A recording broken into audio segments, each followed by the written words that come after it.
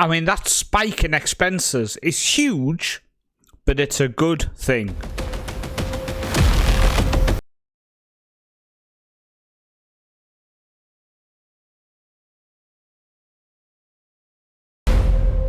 So what is going on, guys, and welcome to the mid-season review of this Build a Nation series. This is season 6 on this Football Manager journey with Eggersons in Norway, and this is the first episode of the new format, which is 2 episodes a season, which just gives me more time for editing, recording, etc., because of the fact that we are having a baby very soon, or it's happened at this point. I'm not really sure. The baby's due in January. This video goes out in January. It's December when I'm recording it, so I don't really know if this has happened yet or not, but hopefully everything is good, and I've rambled on enough, so let's recap how this season has gone. Now, if you are new, please make sure you do go down and subscribe. But also, can everyone please just comment below? Anything you want is just a way to tell the YouTube algorithm that you are enjoying the content by spamming the comments. So go down and comment something and I'll respond to it in another random way. Someone commented lemons on a video a while ago, so I responded with oranges. So as you can see, we had a big expense in February. Now, that was due, if I can find it, that was due to ground maintenance. That was a training ground update. Now, upgrade. Now, I decided we had 3.6 million in the bank at the time. I thought, okay, financially, we're looking a bit better this end of season, start of season point. So I decided to invest in the training ground. We did the youth facilities 2 years ago. We've now done the training ground, which has put them both now at 3 stars out of 5, which is fantastic and does show that we are on the right path. And I do think investing in the facilities right now is a very key thing to be doing. So we're going to have a look at our transfers in then, leading into the new season. And the first player we signed was Fredrik Lippestad Sebulonsson. He is from Viking Stavanger. He cost us nothing, and as you can see, attribute wise, looks very, very decent. 18 years old, comes in £170 a week, by the way. £170 a week. It's absolutely nothing for this guy. Can play central mid, can play attacking mid, can play on the wing, and can play striker as well. He's played 1 game off the bench so far this season and got an assist, which is nice. I brought him in as a youth team player, but we've been so short of players due to injuries and just the position we find ourselves in that he's ended up coming up into the first team. We will discuss in a bit the situation squad-wise. The next player is Lucas Schneider, and he comes in from Odds, and he's okay. He's a wide man, he's a winger, 19 years old, Swiss/Norwegian nationality, comes in on £500 a week. Technically not the best, as you can see, but I thought due to his physicals, he might be a good player for us, and I think it's worth a punt on a free transfer. Now, in the last season, I did speak about a new left-back coming in, and Anders Hilm is that left-back. Can play all the way up that left-hand side, which I think offers a lot of depth in terms of one player covering multiple positions, but he's talented. Comes in from Salzburg, but he started his career at Viking Stavanger, went to Borgafjord, which is a local club, and then Sandnes Ulf. So he is another local player, which I do like, the fact that we've signed a guy from Viking and a guy now who's joined us from Salzburg, but he is from the local area.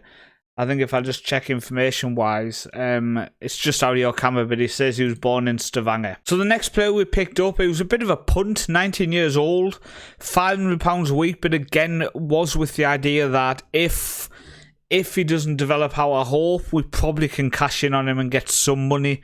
He costs us next to nothing, loyalty bonus, etc. as well. Dennis Schulze. He is an Austrian, so he's our second Austrian at the club, and he looks okay mentally, physically not bad, technically some of his attributes technically are good, some of them are shocking. He's got good passing and first touch, but he's very weak in other areas. It's a difficult one. It does say he can play defensive midfield, but with that tackling of 3 I disagree. Now, we have signed more players than I think in any other winter window. And Rasmus Holten also joins us, 23 years old, comes in from Brann. He started his career at Fana. And he's a very solid player. 6'5", can play all the way along the back line, which I like. Again, covers multiple positions. But he's just a solid looking central defender. Not played many appearances for us, has come in as a fringe player. But I like him. I think he's got something about him. So this player coming in cost us £80,000. We actually spent money. 23 years old, can play central defence or defensive midfield. He's 6'4", 23 years old, but I think he's good. Honestly, I think he's good. I've been following him for a couple of years, trying to convince him to come to us. And finally, we've got him. I think I first wanted him when he was 19. So it shows how long I do monitor players before sometimes we do get to bring them in. But I think he's a good player. 5 starts, 5 sub appearances. When he plays, he's been playing in defensive midfield in the anchor position. Because I think as a central defender playing in that defensive mid, it just gives us that depth in the middle. And maybe gives the ability that our fullbacks or wingbacks, when he comes on, can push forward. So the next player we're looking at is Kasper Sepp. Now, he comes in with the sole purpose of playing for our under-19s. We said last year our under-19s really did struggle. They really did struggle. He comes in 18 years old, Estonian, on a free transfer on £150 a week. If he plays really well, we might keep him. He's played 17 times so far for under-19s, so he is a regular in the central defence position at the minute for the youth team. If he develops into a player who's good enough for the first team, fantastic. If we end up letting him go at the end of the year, he's cost us very little, and he's assisted in playing for our youth team. And the final player we're going to look at, well, the final player we signed, that's why it's the final player we're going to look at, is Joy Bastians. And he is a Dutch central mid, defensive mid, wide man, right back. He's good. He's talented. 18 years old. Fairly ambitious personality. He's left-footed. But I like him. I think he's a good-looking player. Honestly, I think he could develop into a good player. He's already quite decent. 7 caps already for us. I think it's a good signing. So if we head over back now and just have a look. So 3 of the players were registered as this season. The rest were on last season's list. But as you can see, in terms of players who went out, we did sell Mart to Sunniuska in Denmark. He went on a free transfer, so Mart has left. Schultz has gone to SV Reed on loan. Carvalho we sold to Odds for 240k. That was after we had signed Helland for 80k, so I was really happy because it does balance it financially in terms of the fact we made a profit in our transfers in and out. We have now got a feeder club. We'll look at that in a second. But as you can see, quite a few players have gone out on loan. And the only other free player was Van der Spa, who you guys knew was leaving anyway. So, Jurvik Lynn are our new feeder club. They play in the 3rd tier. They are currently winning the 3rd tier. So as you can see here, after 13 games, they are top of the table. And we have loaned them. Setha, our defensive mid, has gone on loan to them. Only made 3 sub appearances, which is a bit upsetting. I thought he would be good enough player for them. Noah Kojo has made 2 sub appearances for them. This is looking good. Steinskog has made 5 starts for them since joining them on loan. He should be starting for them. He's good enough to start for them. Lovren has made 4 starts, our right back, whose contract is up at the end of the year, and we are just letting him go. He's not developed good enough. And Giovanelli also went on loan to them, but he has since been recalled due to him basically complaining he didn't want to be there anymore. But he had played 7 times for them before he's come back. He is now transfer listed. We did get a bid for 100k. I did accept it because it's 100k and we need the money. But our board said we wouldn't let him go for less than 800. Which blows my mind. I do hope in time they will change that view and we can cash in on him and actually make some money. We brought him in on a free transfer. I was hoping we could maybe move him on and get some money from him, but it's not looking promising at the minute. Financially, we are nearly $500,000 in the red. We do have Europe starting very soon. We're minus 2.1 million this season, but obviously 1.7 of that was spent boosting our youth and training facilities, which, as you can see here now, our training facilities are 12 in, which is a 3-star. Same with our youth, 12, which is a 3-star. So I'm really pleased with how that's looking. We are looking fairly solid. I'm a bit worried that our youth recruitment and junior coaching are both grey stars at the minute. I would like that to improve, I think, but we're moving in the right direction. We do still desperately need Europe just to financially fund things, which is a bit concerning. But it seems like a lot of clubs do depend on income from them kind of situations. And I really don't want to be a club who has to sell people like Jurgensen, our vice-captain now. Value between 1.8 and 2.5. I just don't want to have to sell people like that. I would rather use the income from the Europa League and stuff to keep us financially stable. So we're going to start by looking at how the cup has gone this season, and it's been very, very poor. So we started off against Hunnerfoss and got a victory on penalties. On penalties, we struggled that much. We then played Mjøndalen and again went through on penalties before going out in extra time to fourth tier Kolstad. We went out to a fourth division side. A fourth division side. I mean, and when I'm looking here, they're not even doing well. They're down in 9th place at the minute. If we went out to a team who's in tip form, then okay, but we didn't. So in terms of how the league form has gone then, in the first month of March, we picked up 4 points, a 0-0 at home to Tromsø before losing 4-1 to Lillestrøm. For our first victory of the season came against Vålerenga 1-0 with Ørskal on the score sheet. Moving into April, it was a bit more success with 4 victories and 1 defeat. Victories against Viking, Stavanger, HamKam, Brann, and then against Strømsgodset. Our only defeat away from home to Arendal. So moving in to May, we start off with a 0-0 draw against Molde before being Sarpsborg 2-1. A defeat to Rosenborg at home 2-1 was followed up with a 1-0 draw against Odds. Now we only had the 2 games in June. A 3-1 defeat to Sogndal before we beat Stabæk 2-0. And in today's match we are going to be coming up against Bøde Glimt, who in 2nd place in the league. Now looking at the league table, if I remove that cover, we are currently sitting in 5th place after 14 games. And we've not been solid. 7 wins, 3 draws, 4 defeats. Now, yes, once again, if I go to season preview, we are expected to be down near the bottom. 300 to 1, expected to come 2nd bottom, which is, it's a bit upsetting that they still think of us that bad. I mean, if we look here, if we go into general, so you can see it bigger. We came 11th season 1, then 3rd, and then 3rd, and they still think we're that bad we're going to come 2nd bottom.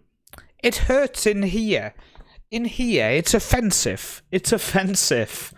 Now, looking at our team then so far this season, our top goal scorer is Ørskal with 4 goals in 10 starts, Larsen with 3 goals, Orna has picked up 2, Volas with 2, and then a few people on 1. In terms of assists, Zittmann with 3 alongside Bergersen, and then Skallen and Volas with 2 assists. Now, I think that pretty much sums it all up in terms of how we do. Our top goal scorer has 4 goals. We're in July. Our top assist maker has 3. We are in July. Knapsku going back at the end of last season, I think, has been a big hole in central mid. It really has. Larsen, he's got an average in 7.0 over 3 in total, 6.6 in the last 5 games. He's just not done it, to be honest with you. Zittmann, 6.9 over the last 5 games, 7.01 in total. Again, is solid, is a very solid player, but is him and Larsen a top level central midfield? I would say no. Now, we have entered July. We are going to be looking to make some transfers. You can see down the left-hand side there, we've got some people in on trial at the minute.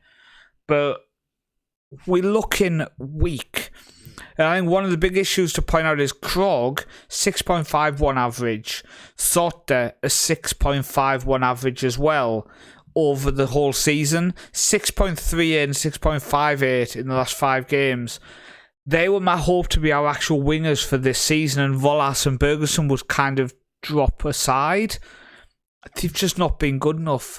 And the problem is when Volas has come in instead, he's not been good enough either. If we go on his midfield stats here, if I move them into the middle of the screen, passes tempted 359, 298 successful. Passing's fine. Pass completion 83%, 10 key passes. Key passes per 90 minutes of 1.01. Open play key passes 8, 0.81 per 90. Crosses tempted 52 with only a 10% success rate. Now in terms of his XG, he has an XG of 1.58. He's played 11 games in the league. He's played 10 starts, 3 subs in total. Goals per 90 minutes 0.2. Shots 14 with 43% on target. We're just not doing it. If we go on to Urshal as well and look at his XG of 4.92, which means he's underperformed by 0.92 with his 4 goals. Goals per 90 minutes 0.40. I mean, it's so poor. We are not creating enough and we're not converting enough. We need to fix our offensive issues badly. But I wonder if them offensive issues stem from a central midfield issue. We are lacking such the quality of the central midfield of Knapskog and someone who can come in and replace him. So over this summer, Fiskerstrand could potentially be moving on. Yes, he came through our academy. Yes, he's a top player. But we need to move some people on to bring some other players in. He is transfer listed by request, not by me. So potentially he could move on. Fiskerstrand could move on. Also Nazir, who also came through our academy. But again, we need to make up spaces and potentially his quality just isn't there. Maybe them two need to move on. Gerson is leaving us. We'll look at in the end of season review when I discuss people who leave in the summer. We're going to have to make some changes. And this is coming from me, who really doesn't want to dive too deep into big changes in squads. I like to stick with who I've got. I like to give them chance after chance. I like to be loyal to my players. But there's a point where I know we can't slip backwards. Now, yes, my board expectation for this season is to avoid relegation. That's fine. But we've come third the last 2 seasons in a row. So in my opinion, we should be aiming for European football every season now. Start cementing ourselves season after season. You can see the board's really pleased with them. The supporters are also really pleased now. But like here, develop players using the club's youth system. Reserve and judgment. It's so freaking offensive.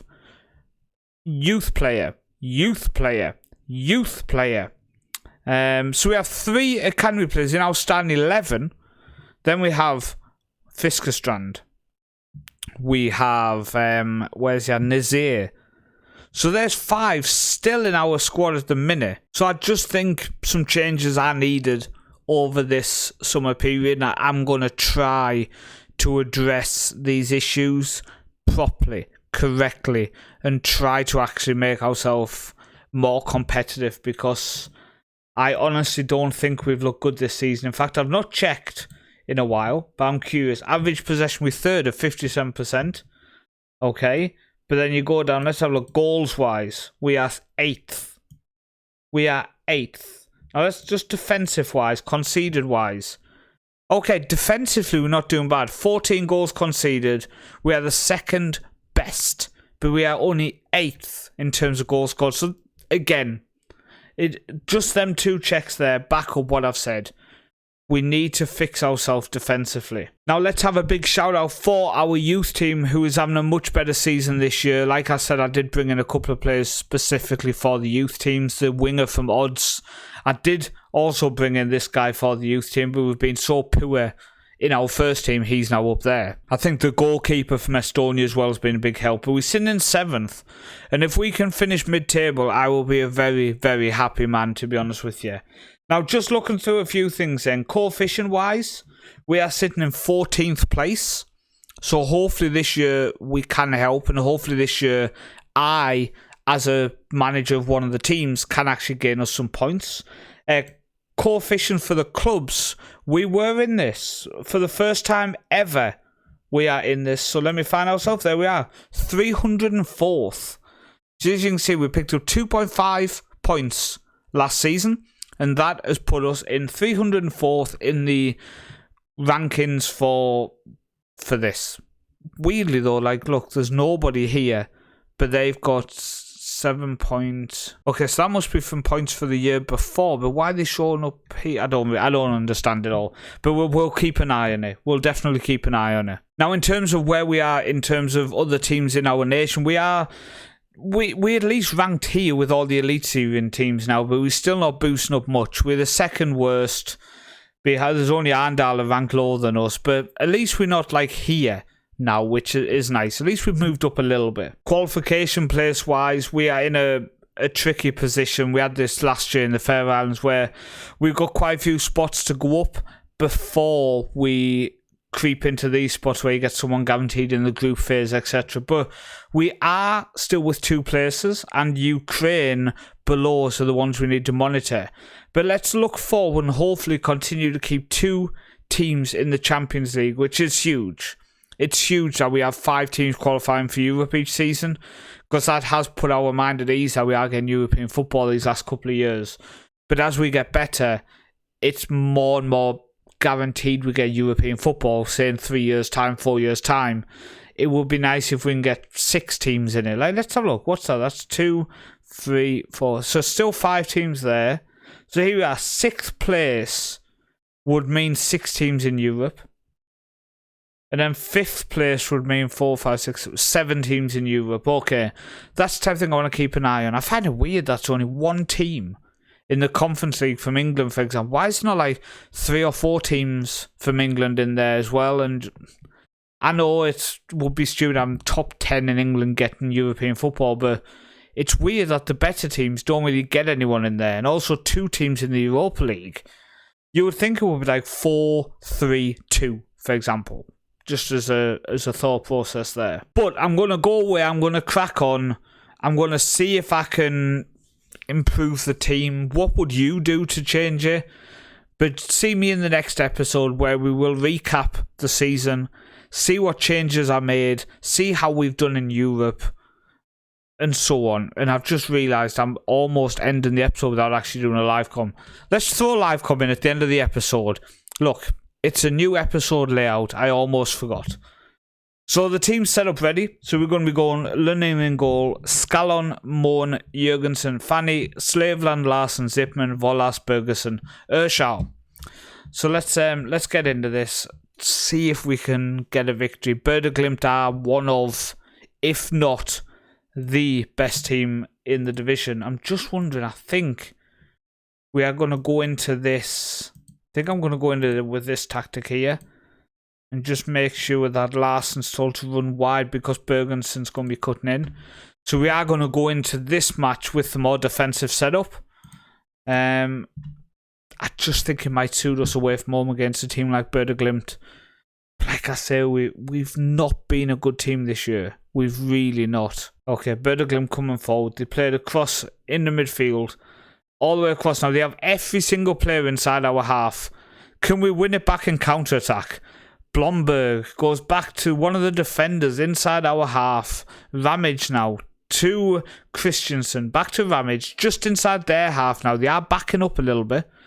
But they do play forward now. Ball, edge of the box, headed down, striked, off the post, and we do get it away. Scallon clears it. Who has, by the way, signed a new contract. I was umming and ahhing if we were going to sign a new deal or sell him, but signing the new contract, extending the contract, does actually boost his value. And I did it early enough that if we do get a bid come in, we can still sell him, and we might actually get a little bit more money. And it cost me very little. There was a very little loyalty bonus, and I paid no agent fee as well. So it was worth the deal, was worth the effort. Now, One thing I would point out is we've been playing really bad this season. Really bad. We are still joint on points with Glimt. Now, yes, they've got a game in hand, but points are more valuable than the games in hand. They are guaranteed. Points are guaranteed. Games in hand are not. But, it's a ball through. It's going to be 1-0. Yeah. Honestly, I'm impressed with how we holding on to the top of the table teams whilst playing so badly. And it does give me hope that if over the next month I can add 1 or 2 good players to this team, we could push on. If I can add 1 or 2 players who will make a proper difference, I think we could really push on in the second half of the season as we go 2-0 down. Loyo Dice has got both of them for Glimt, by the way. I mean, that second one was a fantastic finish, but I'd rather he wasn't doing it. We are just going to push ourselves to a bit more of an attacking formation. See, in terms of the changes, there's nothing really to make. One of the changes we can do is Matthias Sorte, the 19-year-old Austrian who we sent on loan to Polten, who he joined us last season, if you remember, and went on loan for the end of our season and the start of our season to Polten because of their league being a different time schedule. He has now returned, and I've been trying to give him just a little bit more football. We can maybe bring him on for Urshal, who's just not been playing well so far. But, yeah, we're just not there. And I'm sure you've had moments in your football manager journeys where it's just not happening. It's not clicking. Your players are not clicking. I would say that's the best explanation for how I feel watching this team. We are not clicking. So we're coming up to the 90th minute now. Hopefully we don't concede, because I've seen there that we actually have a goal difference of 0 with this 2-0 defeat. We just poor. We are just poor. I think I need to try to track down a world-class winger. I do have a signing already set up for defensive midfield coming in. He's not going to replace Slaveland, but he might push him. And maybe Slaveland can move up in the central midfield. But I think this game sums it up.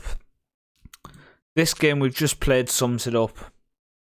8 shots is all Glimt had at home against us. We had 4. We had 39% possession. We completed 87% of our passes. They completed 93%. It was... That live com, I would say, sums up how the team's playing. It's just a dead game. We just look dead. Which is worrying, because we have European games coming up. And I guess we have European qualification at some point. I don't know where that pops up. But we need to change something. I'm going to crack on. I'm going to try to get it sorted. Thank you for watching. This episode was proper scattergun.